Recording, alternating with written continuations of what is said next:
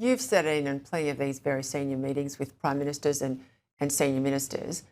And when a bureaucrat is asked to leave the room, as Tony Burke asked the bureaucrats to leave the room so he could have private conversations with the lobby group, that tells you everything you need to know.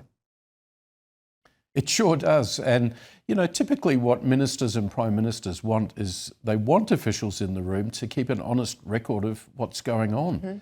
Can a minister actually have a private conversation with a non-government organisation? I mean, it really shouldn't be allowed to happen.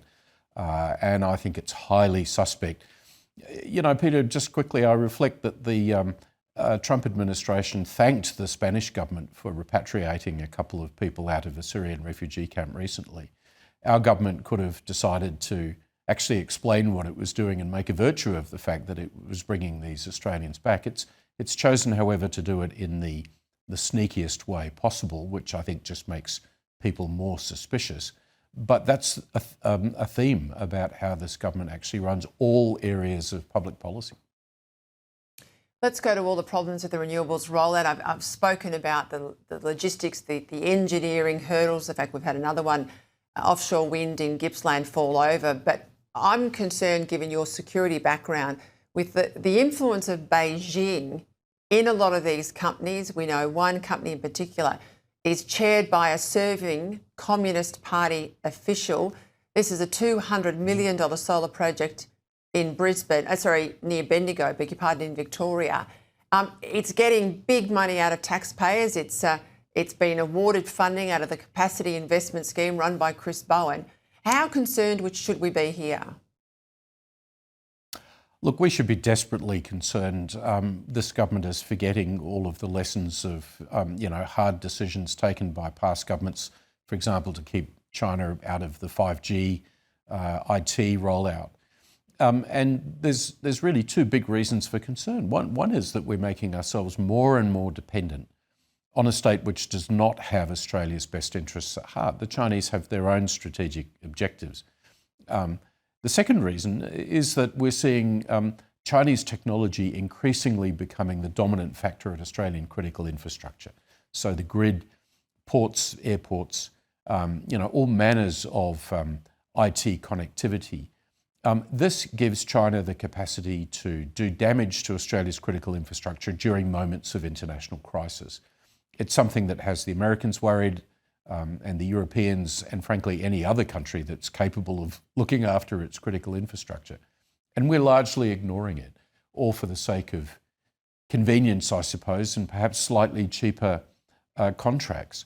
Australia has got to wake up to this. Being more dependent on China is a bad thing, and having China deeply enmeshed and controlling Australian critical infrastructure, that's even worse, particularly because it gives China the capacity to turn things off or do damage during moments of international crises. All right, we've got the AusMin talks coming up. We know they're held every year, alternates between Australia and the United States. It's Defence Minister, Foreign Minister and their counterparts, in this case, Miles Wong, Hegseth Rubio.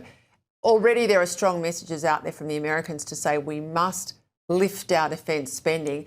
There was all those sort of fake announcements, money on the long finger, prior to the Prime Minister finally having that meeting with Donald Trump. I think that bought him a modicum of silence in the room, but there's nowhere to hide now. The Americans can see that the money's not real. The money's not in the immediate budget forward numbers. And of course, they're sending pretty tough messages, the Americans, to the Europeans on NATO. I don't think we're going to get away with this unscathed, nor should we, Peter, nor should we. No, absolutely not. And, we really should be doing this because it's important for our own defence, not just to please the Americans. But I think that this is going to be a very tough meeting. I think the Americans will say, OK, well, we've now decided to provide you with our nuclear technology for submarines, but you Australians, you've got to be prepared to pay for it. Show us where these ships are going to be based. Show us how you're going to store the nuclear waste. Where are the naval crews going to come from?